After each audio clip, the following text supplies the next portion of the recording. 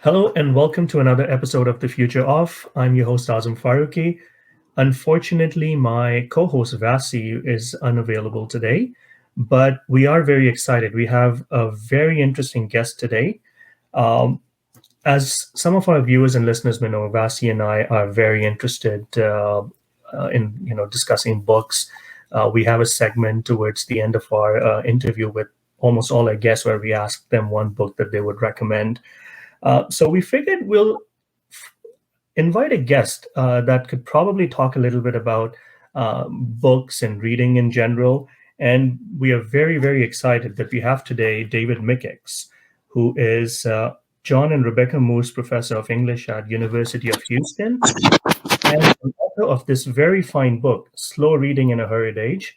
I would recommend all of you to read it. It's phenomenal. It came out quite a few years ago, but I was made aware of this book recently and really enjoyed reading it. So, David, thank you very much for being on a podcast. Oh, Welcome. thank you, Azam. I'm looking forward to it, and ready for any questions you might have.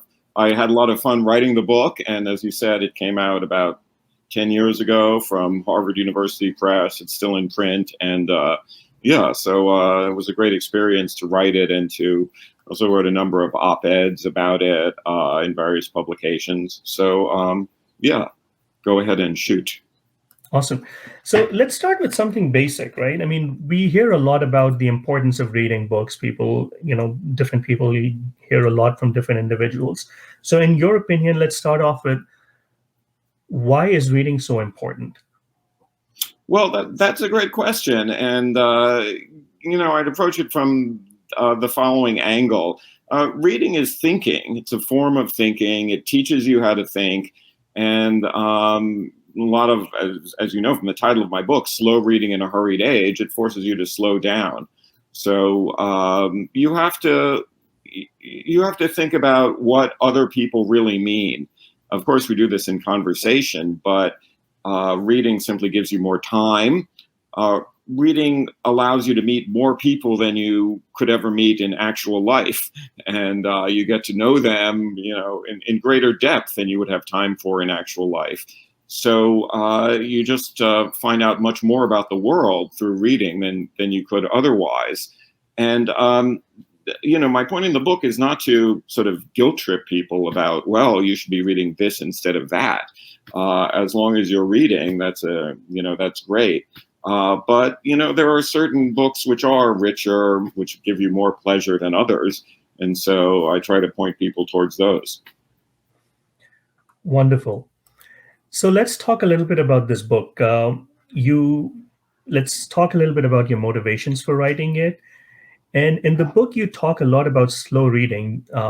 You said that it's deliberate, like slow chewing or slow cooking. Can you talk a little bit more? Sure. Well, I don't know that much about the slow cooking movement, but I did mention it in the book. Again, this was 10 years ago, and so it was around then. It's still around now. And, it has to do not just with the pace of things, but with the deliberation, with the idea that you're taking care in what you do. And so that's my idea of slow reading, that you take care in reading, that you savor the details, that, you don't try to just gulp it down, but you take your time and you get a feel for the rhythm of the thing that you're reading. And different texts have different rhythms. That's true. But, the kind of reading I'm talking about is not just sort of skimming or scanning a text message or a tweet. It's something where you really, you feel free to kind of go back and try to grasp the words better. You may flip back a few pages. You may take a look at the book after you finished it. So, there are a number of ways in which you get used to the presence of the book. It's a presence for you, just as a painting on the wall, which is hanging in your room for years or decades, is a presence for you. So I try to cultivate that sense of reading as something that's with you as a companion, rather than, kind of a mere task that you have to rush through as quickly as possible. Wonderful. And One thing I really liked about the book is how you structured it. You presented a problem, why people don't read anymore, and you used the term called continuous partial attention. Mhm. Can you talk a little bit more about that? Yeah, that's a term developed by some cognitive psychologists. And continuous partial attention is what we do so often, which causes us really to lose the heart or the core of our activity. Continuous partial attention means that we divide our attention. You know, we're at the same time watching something on TV, looking at some emails, you know, playing with our child, talking to our spouse, all these things at once. And so, you know, as we become more connected, more internet based, we're more prone to CPA, continuous partial attention. So we don't devote ourselves to any single thing. So, one thing I always tell my students, since I'm a professor of literature as well as a journalist and writer of books, is that, you know, just turn off your phone if you're really, you know, when you're reading for the class, or at least put it on the other side of the room where you have to make a deliberate effort to get up and go get it. And then you won't be checking it every 3 minutes. You don't need that information. You don't need to be checking it every 3 minutes. You just as, for example, if you were taking a yoga class, which I just did, by the way, you know, you wouldn't be checking your phone. You wouldn't be seeing who had emailed you. So reading needs that kind of attention if you're really going to get the pleasure out of it that you ought to be having. Okay, wonderful. So, so that brings me to an interesting point. So, one thing you mentioned that reading is a solitary pursuit, right? Mm-hmm. Now, we're living in the age of social media. Obviously, even if you look at it, how social media was when the book came out to 10 years later, things have changed significantly. So, people today are used to the buzz and business of social media. How do we attract people to something that is such a solitary pursuit? And is there a way that we can leverage social media or modern technologies to increase book learning, you know, Mm-hmm. in some shape or form? Yeah. Well, those are two great questions, Azam. And the first one, you know, it is a solitary pursuit, and we're so used to, I wouldn't say doing things in common, but we're so used to sort of signaling what we're doing to other people, or, you know, to the world in general, I suppose, on social media. Um, but you know, there's nothing wrong with doing that. You know, if you get caught up in a sort of hamster wheel of you know, I've read this, I've read that, trying to pile up various books without really taking your time to enjoy them, and you know, just sort of signaling to people in general that you've read them or that you know about them, you know, that's the equivalent of cocktail party chatter, as it used to be called, you know. So it's like how to talk about things. So reading is not how, you know, learning to read well is not about how to talk about things. It's about enjoying reading and getting the most out of it. So that's the first part of the question. The second part, can one leverage social media you know, to increase people's pleasure in reading, to, you know, to make them better readers? I would say sure. I mean, for example, you could have online book groups. You know, you could have book groups over Zoom, and you know, that's those are great. That's a great thing. So I wouldn't discount that possibility at all.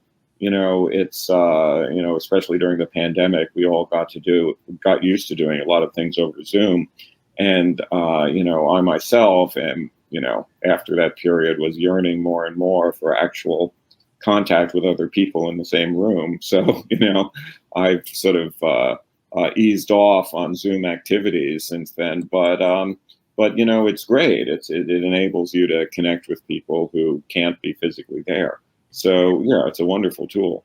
Yeah, absolutely. And this is one experience I've had last couple of years. So while I've been a reader for a very long period of time, but last couple of years I've joined a couple of book clubs, and Mhm. one of the things I've learned is because they're both very global in nature. So a couple of Mhm. times you have to be available at some odd hours, but it brings people together with that one sole focus because everyone's read that book. But it's interesting how sometimes you feel that different people have different perspectives on the book. They take a lot of different things out of it, right? And sometimes you don't even see that happening as well. So, yeah, on that end, I can definitely see a lot of value. But going back to just the original idea that reading is great for the soul or reading is good for you, what would you just say to someone who doesn't really read a lot? Because we know, reading generally has declined somewhat. A lot of people don't read. Um, and then when we talk about reading, a lot of people emphasize, reading books like classics, for example, that really help you develop. So, what is it about those books that will help you in a way that maybe a video or an audio or something like may not help you? Yeah, well, I have a series of responses to this question. One is that I don't only teach literature; I also teach film, Okay. and it's in film is when I teach films, I try to teach students how to read the movie, how to appreciate the movie, in much the same way that I like to teach them how to appreciate a book when I teach literature. So, in other words. To slow down, to go back and look at things that are interesting. But of course, the format doesn't particularly encourage you to do that. That is, very few people will sort of go back to look at particular parts of a movie, whereas you could do that much more easily with a book. So there is that difference, but yeah, there is a kind of course, a literacy that you can have with respect to cinema, for example, or sports, or a number of different activities, and so those things are good too. What you get from reading is, for one thing, as I said before, just a very broad knowledge about the world, particularly if you read about other cultures, which we should always be doing today, of course. And things that you couldn't get just from a quick scan of the news. So there's that. And you talked about the soul. I mean, this is also part of it. I think that reading will introduce you to questions about, what is. Well, I'll tell you the title of a course that I taught with a colleague. I taught it twice, and the course was called "Is Life Worth Living?" We had a lot of laughs, actually, believe it or not, during the course. But we taught Dostoevsky, Camus, the usual suspects, Schopenhauer. And so, yeah, I mean, the students loved it, and we loved it because we were, talking about these ultimate questions. So, reading is just the best way of getting to those ultimate questions, which are the most interesting for, especially as you grow older. These are things that preoccupy you. So there's that. And in terms of the question of, what if somebody hasn't been reading, doesn't read very much? That's okay. It's never too late. And I remember one particular case. I teach very frequently, every year, in fact, a freshman honors course at the University of Houston called The Human Situation. And so a couple of times, I don't usually do this, but a couple of times I asked them to name a book that they had read recently for pleasure, not for a class. And so one of the students said, "Well, I've been out of school for a while, and to tell you the truth, I can't even remember the last book I read." And that was fine. In fact, he turned out to be one of the most avid students. He was very hungry for reading. Maybe because he hadn't done that much of it recently. So once you get used to reading, it's hard to stop. If you're reading interesting things, that's another thing about it. I remember there was a story told by the Nobel Prize laureate, the poet Derek Walcott, who's from the West Indies, and he was in Sweden. I forget why he was there. He was there in some small town, and he was staying in someone's house. And just by accident, he was way out in the middle of nowhere, and there was nothing to read. And he was there for 3 days. This was before cell phones. So, there was absolutely no options. And he was going nuts, I mean, he had nothing to do. And so, you could train yourself to get used to that. But once you start reading, it's very hard to stop. Awesome. And when we talk about what kind of books might be good for, whether again we talk about solo, we would talk about learning, what is it about classics that it's always emphasized that, one should always go back and read those classics? Well, I mean, these are the classics. Really are sort of, and I'll get in a moment to the question of how you want to define a classic, but they're sort of the secular scripture, to use a word, a phrase invented by a great literary critic of the 20th century, Northrop Frye. The classics are a secular scripture.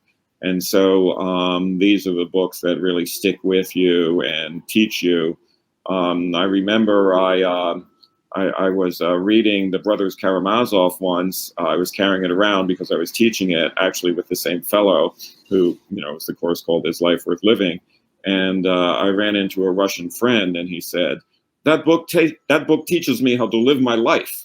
And so, it's like, yes, I mean, that's the sort of passion that you can get from a classic book. And of course, the when I use the word scripture, you're meant to think of religious scriptures, the Hebrew Bible or the Gospels or the Quran or the Sanskrit scriptures. These are texts that people keep going back to, for thousands of years because they keep finding more and more in them, and those books really sustain them. So, you can say that as well about Tolstoy's Anna Karenina, which I just taught. You could say that about Dostoevsky. You could say that about Shakespeare, certainly. I'm teaching a Shakespeare course right now. So, these are our secular scripture. These are the books that sustain us. There's nothing wrong with reading books that you think are, simply sort of fun, that you're, consuming, in a more light-handed way. I used to be a great reader of mystery novels, and I stopped more or less because I just didn't have time to read all the mystery novels that I was reading. But that lasted for quite a few years. So, and in that case, too, there might be some books, no matter what their genre, that really remain with you and that instruct you. But yeah, we keep going back to the classics just because they have a proven track record of, of teaching people. And, you just get more out of those books than you get out of others. Wonderful. So once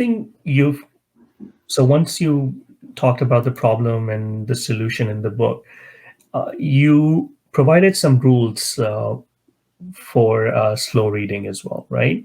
Mm-hmm. So I think there are like 14 rules that you mentioned. So, starting with be patient, ask the right questions, identifying the voice. Can you talk a little bit more about some of these rules? Which ones should, new readers should focus more on?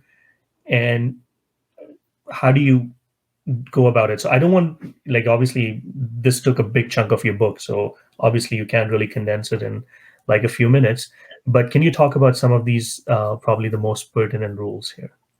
Oh, sure. Yes. Number 9 should be the author's basic thought. And that's one of the more interesting rules. But let's start with the first one, be patient. And what I mean is to give the book a chance. I've had the experience not only a few times, but I would say fairly often of starting a book and feeling, oh, I can't read this, or I don't want to read this. And then later on, I go back to it and read it very eagerly and think of it. I mean, that was a very important experience to me, that book, I'll think later on. So, but I had to give it a chance. And there are times, in fact, when I've read, I've started a book 2 or 3 times and not finished it. And then later on started it again and finished it very, with great excitement. So patience means giving the book a chance, or maybe giving it another try if you weren't in the mood for it before. And we all have different moods, right? So we're not always ready for a particular book. You have to find the one that suits you at the moment. Identify the voice is interesting and important. And, I talk about different examples of how an author's style really, it's the basic flavor of the book that we're looking for. How do you characterize the style? Is the author sort of rough and tumble, laconic, straight to the point, as Hemingway is frequently, or is the author, sort of sly, insolent? And I'm thinking of actually a mystery writer, Raymond Chandler, when I said, he has a sort of insolent style. And so it's, if you can characterize that to yourself or get a feel for it, you really do enhance your appreciation of the book. And frequently, I talk about this too in under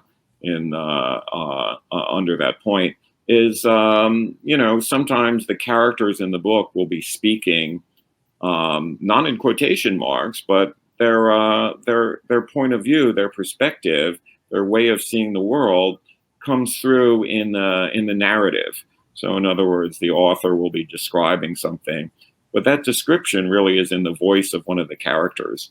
It's something that's called free indirect style. It was used by Flaubert. It was used by Tolstoy. It's used now. It's used in a book that I'm teaching right now, very acrobatically. I'm not teaching it acrobatically. It's used very kind of virtuosically in that book. The book is The Executioner's Song by Norman Mailer. So you hear the characters come through in the prose, and it's a tremendously exciting feeling that you get, because it shows the openness of this fictional world that you're appreciating, the different perspectives of the different characters, and they're all sort of orbiting around one another. Notice beginnings and endings. That's it's important to get a feel for the structure of a book, or a poem or whatever you're reading. So what happens at the beginning, what happens at the end? Frequently the end takes you back to the beginning. And, finding the parts of the book is a related principle that, you have a book with different, with different sections. Why is it broken down this way? Why does the author structure it this way? So this is something that I talk about a lot in class, and I think that it's useful for readers, for all readers, whether or not you're in class. That is, think about the author as someone who has choices, and the author had a certain path. He or she could have decided to do this with the characters, or decide to do that. And this is kind of a surprising thought, because, especially when we're approaching a classic book, we often think, well, it just is what it is. But actually, the author had to invent it, had to design it, had to make it that way. And, the author was confronting a choice about what the character was going to do next. And this is one of the most exciting things, for example, about Tolstoy, is that you can see him really being surprised by the characters. And it's as if he's understanding the characters more as the book goes on. The characters are intriguing to him as they are to the reader. And, he's letting them grow. He's letting them develop. He's letting them have certain kind of free will in the book. And so it's as if he's listening to the characters as well as guiding them, because, as I said, he's also making the choices. He's telling them what to do, but he's also paying attention to the characters. So that way of just following through on the voice, whether it's the voice of the author or the voice of the characters, getting a feel for them, trying to characterize them as you would somebody that is something that I emphasize. And then also basic things like there are certain keywords that often pop up in a literary work. Just to take a random example, but a important one, Shakespeare's Macbeth. All the mentions of blood or of doing, of deeds. It comes up like a motif in a piece of music. So many times in that play. And so it's haunting. And, the more you pay attention to it, the more you get in the groove, the more see what Shakespeare is up to in that way. So those are some of the key points. Awesome. And from my experience, one thing I've seen is this, because last year, as I mentioned, I was fortunate enough to read Mortimer Adler's book, How to Read a Book, and this year I read yours. And one thing I've recently done is I've started rereading some of the classics that I probably read as a kid, right? And once you read them again, you kind of feel that you've missed out on a lot of nuances. Obviously, you mature with time and you understand things a little bit differently. But one example being like last year, I reread Sense and Sensibility. And, now you realize that how Austen constructed that novel, I fully did not appreciate when I read it when I was in my 20s, because you can see that the influence that she was a daughter of a Vicar comes into the way she puts the storyline together, or how she creates those characters as well. And then and the other thing that you mentioned about authors' beginning and then in endings, right? Like some beginnings are very iconic. So whether we talk about Tale of Two Cities, and the way the first beginning is written, you kind of go back to it throughout when you read the novel, because you find it. So at least from my end, I find it very fascinating. So yeah, I mean, but one thing I will say is, so these are really good rules, and this really helps you slow down the process of reading, right? Because this is like absolutely deliberate, like truly understanding the nature of the book and what the author is trying to say. And I really like what you said about author has a choice, right? Why did they go in this direction versus the other way around? So I'd add one caveat, though, Azam, which is that with a book that's particularly difficult, like Shakespeare, I mean, difficult in terms of vocabulary. I always tell students you have to strike a balance. You can't look up every unfamiliar word. You can't, just break your head over trying to understand each line perfectly. And I always tell them there's a lot in Shakespeare that I don't understand. I may have read the play a dozen times. I don't understand this line. I don't understand what he means by this word. And so, but on the other hand, you can't simply float through it and, tell yourself that you have the point when you don't have the point. So you have to really subject yourself to the book. You have to throw yourself into it.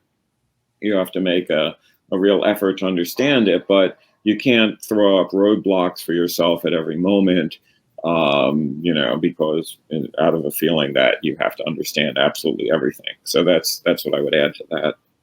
Yep, absolutely, absolutely. So where I'm going to go with this is, so this is a very slow, deliberative process. Now, on one side, we do talk about dearth of reading because, people don't read as much as they used to in the past.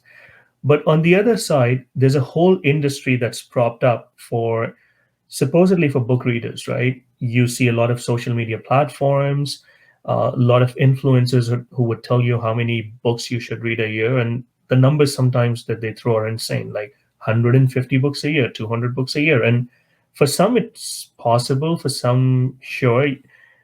But it seems like that will, again, Rene Guénon said, right? Reign of quantity. So I guess the quantity is a big metric these days. And then you also have influencers who would tell you that you don't need to read a book cover to cover. Okay, there are certain books that you may not need to do that, but in some cases, you do need to read the book the way author intended it for you. How much does it hurt? How much do you actually retain? I mean, what are your thoughts on all of that? Those are great questions. And the first thing I'd say, as you were reporting this to me, I don't know very much about these, these sites that you're mentioning, but Mhm. I have no idea how many books I read in a week or in a year. It's like I've never bothered to track that. So, it's not a case of, well, you've done it and you can kind of file it away as an achievement. At least I don't think of it that way. I just think of it as an experience. And when you think of it as an experience, you become less interested in some metric of I've accomplished this much or accomplished that much. If you read one book and love it and it teaches you something, then you've accomplished it. You've done it. So quantity really doesn't matter. In terms of do you have to read a book through? Well, there are lots of books that you will want to read through that you want to find out what happens. You want to get the whole picture. You want to hear more from this author. There's a famous joke made by Dr. Samuel Johnson, one of the greatest, perhaps the greatest literary critic in English tradition. So Dr. Johnson had great admiration for Milton's Paradise Lost, but he also said, no one ever wished it longer. And so it's like once it's over, it's like you're not wishing. Yeah, let me read another 12 books of Paradise Lost.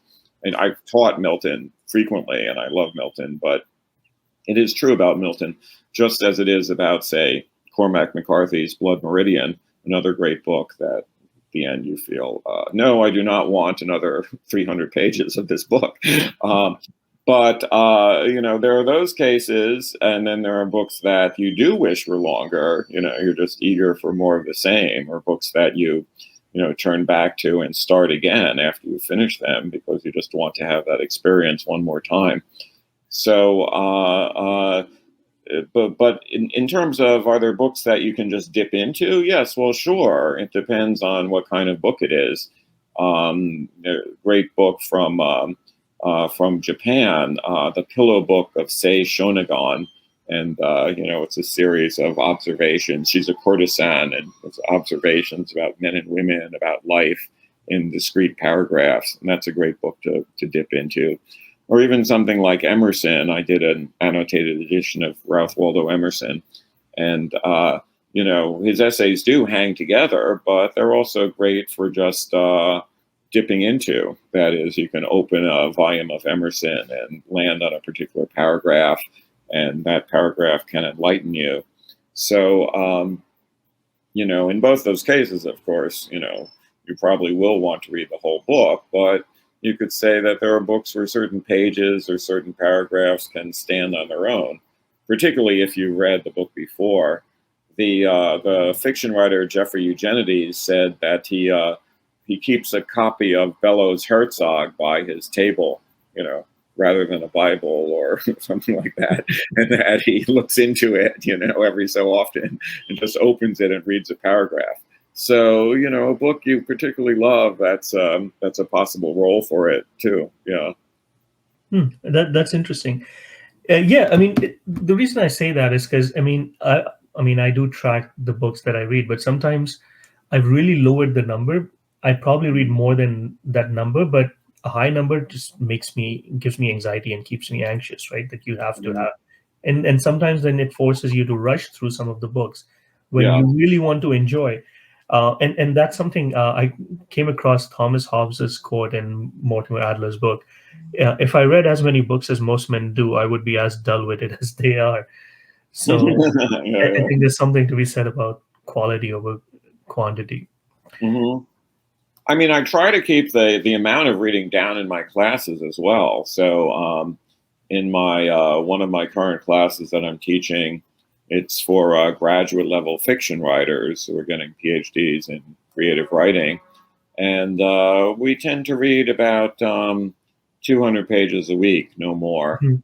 Mhm. I try to keep it to that. Although for the Executioner Song, our final book, it's a bit more than that. It's about 300, 350. But we spent 2 weeks on To the Lighthouse by Virginia Woolf. And in the first 3 hour class, we just got to page 45. So we spent 3 hours on pages 1 through 45. And you may say, "Oh man, that sounds agonizing," but in fact, it was a lot of fun. We didn't even, we weren't trying to push further and get where we had to go. And so, that's one thing about in and when you're teaching, lowering the amount of reading really does reduce that anxiety that you're mentioning, Azam, about how, oh, we have to get this finished. We have to cover this book. I hate the expression to cover something. It's like we have to cover it in this class, and we have to get to the end at a certain point. And if you remove that anxiety, you realize that you're actually treasuring the experience much more than some idea of like, okay, we covered it, now we have it. Okay. Would be the false idea. It's like if that was your goal, then you don't have it the way you would if you actually were having a good time. Awesome. Now, going back to the CPA that you talked a little bit about. So when you wrote the book 10 years ago, a lot of people were using Facebook. Instagram was fairly new, and you had Twitter. But now we've gotten to a point where we have new social media platforms. So we have TikTok, we have YouTube Shorts that have even reduced the concentration, right? I mean, the videos are not longer than 1 minute, and you just keep scrolling through them. Mm-hmm.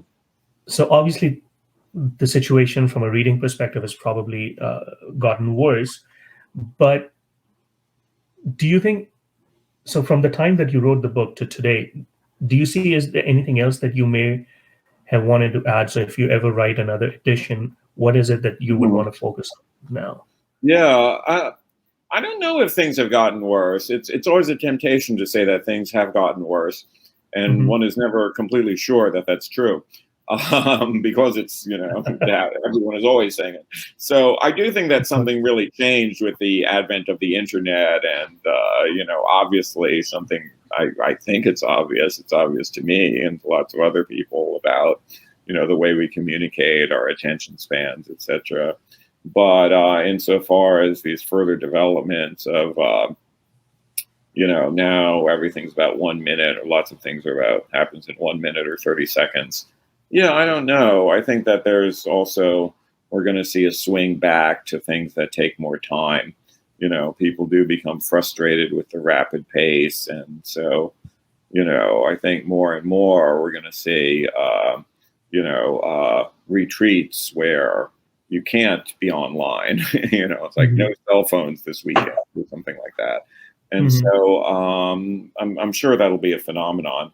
And, that's, things always go back and forth in that way. We have been seeing this kind of anxiety, certainly since the advent of TV, where, people were said to be addicted to it and they would never read again, et cetera, et cetera. I saw an awful lot of TV when I was in grade school, and I was still reading books. So, but, possibly, the best site for reading, although it's the most awful site in almost every other way, is prison. If you don't have a cell phone and you don't like to watch TV, then it's like, wow. But I wouldn't recommend it to anyone, of course. Absolutely terrible. So, I don't know. I really don't know whether things will get better or worse in these terms. But I have a 12-year-old son now who is, quite an avid reader. And he also has his own YouTube channel. So, you can do both, apparently. Awesome. So let's talk a little bit. So because now you've talked a little bit about what the future may look like. So how do you see the future of reading? Just talk a little bit more. I know you mentioned that we've always sounded an alarm bell. Like Neil Postman tried to predict some of the things in amusing ourselves to death, or even disappearance of childhood. He alluded a little bit to the television. What are some of the forces that you think will shape the future of reading? I know one thing you've mentioned is that maybe there might be a greater desire to disconnect every now and then, like retreats. So how do you see future of reading in general? Well, there's an enormous force that's just being set in motion right now and is changing rapidly, which of course is ChatGPT and other AI Mm-hmm. programs. So, I used the first ChatGPT just experimentally, and I ran through it. This was maybe 4 months ago, 3, 4 months ago. So I ran through some questions that, it's like produce an essay, produce a paper, a student paper on Shakespeare's Measure for Measure, on justice in Shakespeare's Measure for Measure. And it did pretty well. It was I would say, a B plus paper, but it was quite bland, as people then were saying, just very sort of stiff in its style. So, kind of recognizable as a Chat GPT product. But apparently now, I haven't used the new one, but now it can do different tones of voice, and it can, mimic various authors. So, you could say, produce the new Sally Rooney novel for me. I don't want to spend, $21.95, something like that. I mean, that was a joke, but perhaps it could. Perhaps it can do that. Who knows? Or soon, at any rate. Mm-hmm. So in those terms, that's more on the line, and more of a question of production, I think, at the moment. And it will certainly be very tempting for journalists. I mean, I write a monthly column for Tablet Magazine, so I'm a very busy journalist. But I'm not tempted to produce, new pieces by me, which are not really by me. But that's because I enjoy writing and actually want to do it myself. If you're a very harried, overworked journalist who is very ill paid, it surely must be a temptation to just, run through all of your past pieces, just feed them all into ChatGPT and have them produce the next one for you. So, give it the subject. So that's an interesting piece, and that's something I was. So I'm glad you mentioned. I might as well ask about that. Using ChatGPT as a prompt to produce articles for you. Okay, if you're a journalist and they're overworked in those situations, okay, I understand. But how detrimental is it going to be for an aspiring writer or writer? Because if you're not working through that process of writing where you're struggling, like Mhm. how do you develop if you like or it like is that a concern, or is it more like when the calculators first came out and people thought that, hey, like It's what cheating. Okay. you Yeah. Right. No, I think that, well, the first, what you said, yeah, that's absolutely on target. That how do you improve? How do you develop if you're not struggling? Clearly, I mean, you have to figure things out for yourself. Otherwise, you'll never get anywhere. And there must be a sort of disappointment about, being faced by something that seems perfectly adequate or even good, but you didn't have a hand in it. And so you have to sort of ask yourself, why would you want to do that? Just as why would you take a painting class if you don't actually want to paint, but instead, you can have a computer do the painting for you.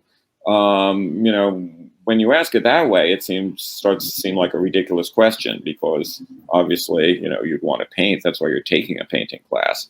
But writing, people think of, as more of a burdensome task frequently than something that they actually like, something that they enjoy. And so, part of the challenge is to get them to enjoy it, because they are quite frightened of it. And that's why they write badly. Um, they see writing as,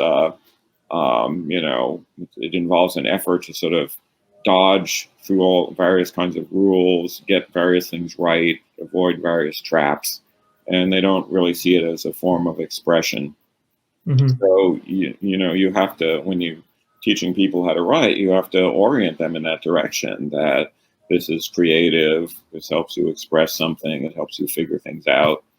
Um, but yeah, so it's the same question about reading. You could say, well, why actually read, Anna Karenina? You could have a bullet point version of it, which gives you or you could read the what is it called, the the Old cliffs. notes? Yeah, something like that. Yeah. It's like you could actually, quote unquote, read it in 15 pages, but what would be the point? I mean, Mhm. it wouldn't be much fun. Things cannot actually be reduced to bullet points in that way. I feel that I say that with a bit of hesitation, only because I will grant you that there are certain writers that seem, at least for my taste, overly complicated. I know people who really thrive on the details, the nuances, etc. But for me, they remain frustrating. So, if I'm teaching Rousseau, for example, um, I think Rousseau is terrific and his ideas were world changing, but I think he writes in a rather frustrating way. And so, like anyone, there are times that I've wished with certain writers that, couldn't you say this differently? At least with certain philosophers. But, um, there's a reason for that. And to really understand them, you have to go through those complications. So. Mhm. Awesome. So let's tie it in. How do you, so because reading makes an important part, and writing forms an important part of education as well. And sometimes one doesn't, like, you don't have to become a writer, but you would think that these things may have some externalities. How your brain develops can help you in other aspects as well, because it is a creative endeavor. Mhm. So generally, how do you see the future of education? Yeah, well, I think we really have to, especially in the humanities, we really have to get a handle on this particular question, because for a long time it's been approached in a sort of careerist way, or sheer sort of a means to an end kind of way. In other words, we've been telling students, you have to learn how to write a job application letter. If it's a mess, you'll never get the job. So this was true until now. Now it is no longer true. You do not need to know how to write a job application letter. The app will do it for you, and you probably don't even have to know how to write a love letter, or you can seduce somebody through Chat GPT. Why not? But however, as you say, there's another reason to learn how to write, which is figuring out the world, figuring out yourself, learning how to express yourself. And those things may seem more esoteric, so that's the clear danger. Already, humanities enrollments, as you probably know, are way down. Mhm. If you look at some of the figures over the last 10 years, there's been at a lot of universities, there's been a 30 to 50% drop in humanities majors, as opposed to business majors, econ majors. So 30 to 50% drop. That's very at a lot of places. That's very significant. And so what we really need to do is to take a careful look at what we're doing in the humanities, and try to justify it, but not in a means to ends way, as this will enable you to get a better job, etc. It certainly won't. And also, I mean, what else can you do? The point is that this makes your life more interesting. This gives you far greater resources in terms of learning about the world. And there are people who I've known a fair number of econ majors who have looked back years later and said, "Well, I don't know why I did that. I missed out on so much during my college life because I didn't take history, I didn't take literature, I didn't take art." Econ, of course, is important. I wish I'd taken it myself, frankly. But, we're going too far, I think, in the other direction. And so, you really have to think of it as a life enriching thing. So, why do people So, take exercise? Why do people do yoga? Why do they, because it's life enriching.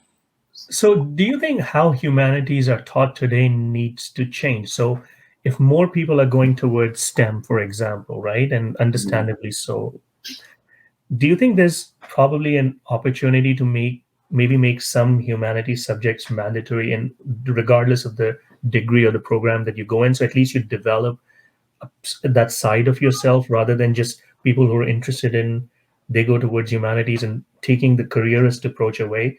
So Mhm. maybe make any degree more like a part of it becomes a liberal arts curriculum that you have to go through. Mhm. Yeah, I would say. I mean, I'd be all for that of making a liberal arts curriculum in which students have to take certain courses. It depends on the institution. It depends on the students. So there are no hard and fast rules, I think, on that. But in terms of the way things are taught, I do think that in humanities these days, it's taught in a far too technical way.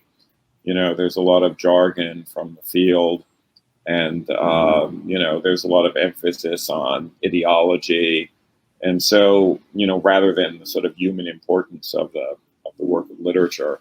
So I think that things may be swinging back a bit in the other direction, just because of declining enrollments. That some departments, at least, I think, are realizing that you do need to attract students, and you know, the human interest approach attracts students better, for Mhm, understandable reasons, mhm. than, oh, we're going to give you sort of a cutting edge technical description of, something from our field. So there's that, and so that's the sort of misplaced professionalism, I think, that's been afflicting the humanities for a few decades now. So as we move towards the end of this interview, I'd be remiss if I don't ask this one question before we wrap up. Most of the rules that you have, most of guidelines that people have are generally for adults, right? People who are trying to pick up. But Mhm. what are some of what are your recommendations for kids to Mhm. start them off? Because they're already, exposed to YouTubes of the world. It's like they're exposed to Mhm. navigating. Like my son is almost 3, but he knows how to Mhm. work YouTube, right? Yeah, yeah. Um, how do we get that um, love of reading a book in a child in today's environment? Yeah, well, that's a great question. And I think that, I mean, I was very fortunate because I had someone who read to me when I was a small child, and I read to my son very frequently. So we just got used to books, just having them around, and reading them is an important thing. And, also realize, I mean, one thing is realizing that, again, kids swing back and forth. That it's not right to say, "Oh, my kid only wants to look at a screen" or something like that, because they change, and they can be encouraged to read. You can set some rules, like only so much screen time, for one thing, and kids adapt well to rules. I think they need rules to urge them in a certain direction.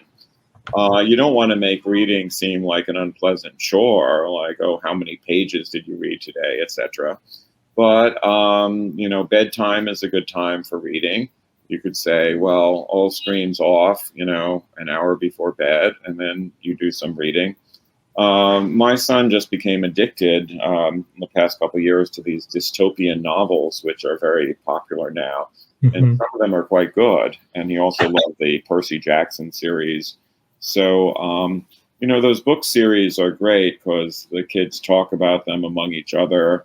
And so it becomes a cool thing to be reading. And then, there's always more books in the series. Spy School was another one that he quite loved. So a lot of the YA or pre-YA books now, of course, children's books are fantastic, and it's just really great stuff. So yeah, it's but I think the basic point that is, even if a kid doesn't seem to like reading, there's always it's always possible for them to develop that, to go in that direction. And Mhm. you just have to encourage them. Awesome. So I think this is a good place for us to end our conversation. David, this was absolutely fascinating. Thank you for your time. Oh, Excuse me. thank you, Azam. Yeah, that was so much fun, and Yeah, keep and, reading. and there's a lot we can discuss. Maybe we can have you on again to talk about future of literature or future of humanities. We can Sure. probably talk a little bit more about that. Yeah. But lastly, before we end the interview, we always ask our guests Oh, yeah. a question. Mhm. So, if there's one book that you would recommend, one movie, and one novel. Now, knowing your background, Mhm. one movie, one TV show, and one book, but knowing your background, you can recommend a TV show and a movie if you'd like. Oh, Mhm. especially, I mean, movie would be nice because you do teach filmmaking. Mhm. But I would like you to recommend three books, one a classic, one contemporary fiction that you would recommend, and one anything of your choice, and then maybe Okay. a movie as well. Okay, great. That's wonderful. Yeah, so I'm a little bit deficient in the contemporary fiction regard. It depends, of course, on your definition of contemporary, because most of those choices are things that I desperately want to read right now, but just Mhm. haven't had time to get around to. Like, I'd like to read the new Cormac McCarthy novels, which I'm extremely curious about because I love other novels of his, earlier ones, but I have not. I simply haven't had time to get around to them. So I would recommend a novel from 1980. I read it in a class when it came out, and as I said, I'm teaching it now. That's The Executioner's Song by Norman Mailer, about the criminal Gary Gilmore in the year 1976, 1977. And he became very famous case throughout the world. I'm not going to tell you why, because if you haven't read the book, I think it's a great thing to do, to just approach it, as if you don't know anything about this character, about the subject. But it's a great love story. It's a great portrait as well of the girlfriend of Gilmore and of many, many other people. It contains hundreds of characters, and it's about the American West. It's about the history of Mormonism. It's about a sort of primal novel about the American experience, and you will read it very quickly. It's 1,000 pages long, but it'll be the quickest 1,000 pages you ever read, and it forces you to confront as well the fact that there are terrible people who also have something very tender and interesting and appealing and incredibly intelligent about them.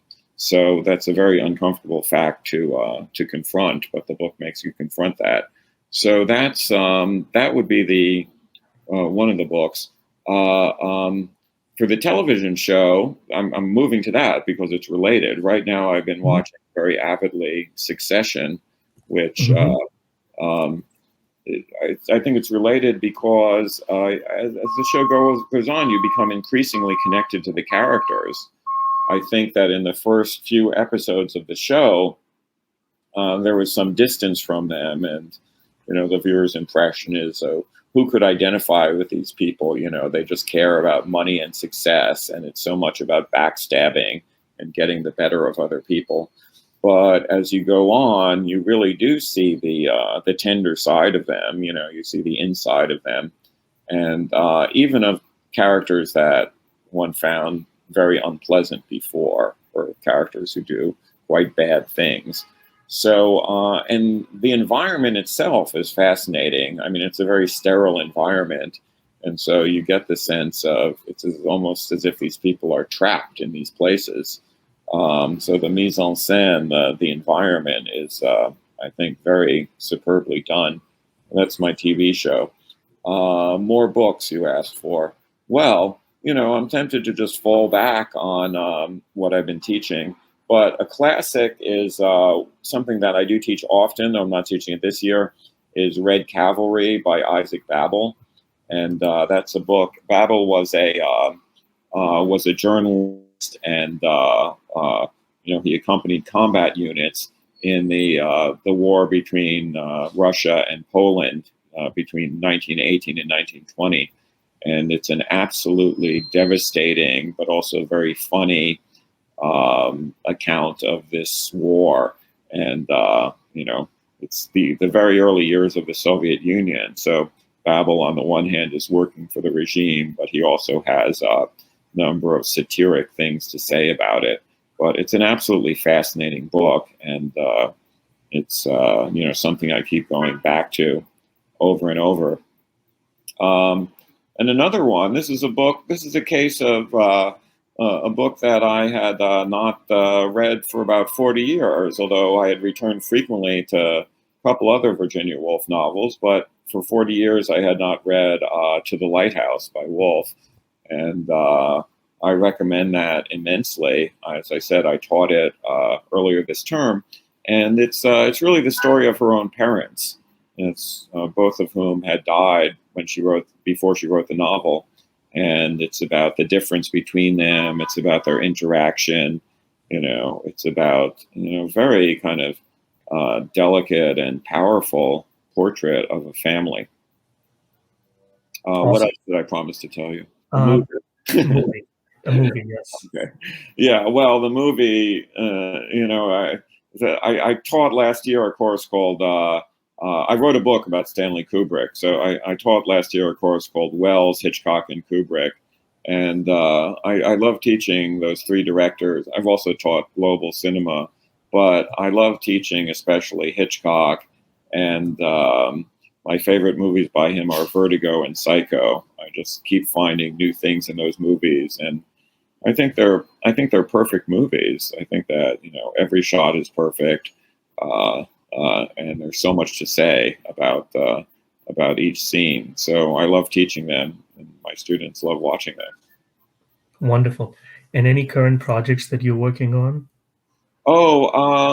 Nah, I mean, I'm doing, as I said, a monthly column for Tablet magazine. So I most recently wrote about the Polish Jewish author named Bruno Schultz, who was killed in the Holocaust. That piece just came out. I wrote a piece on for the 100th anniversary of Norman Mailer's birth, also for Tablet. So I'm doing a little more work on him. But no, there's nothing big on the horizon. Maybe you can suggest something to me next time. Yeah, for sure. Maybe on something to do with education. I think that would be. Yeah. Well, thank you very much, David, for your time. We really appreciate it. And hopefully our listeners and our viewers enjoy it as much as I did. So thank you once again for your time, and have yourself a great day. Thanks so much, Azam. That was wonderful. Take care.